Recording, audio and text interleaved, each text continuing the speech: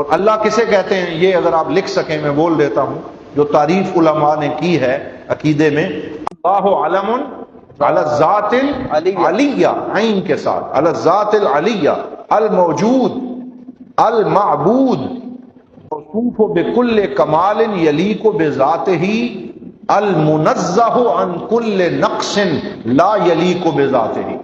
یہ اللہ تعالیٰ کی تعریف ہے جو علم العقائد کی کتابوں میں کی گئی۔ دوبارہ بولتا ہوں، اللہ علم علی الذات العلیہ، الموجود، المعبود، الموجود، المعبود، الموصوف بکل کمال یلیق بذاتہ، الموصوف بکل کمال یلیق بذاتہ، المنزہ عن کل نقص لا یلیق بذاتہ۔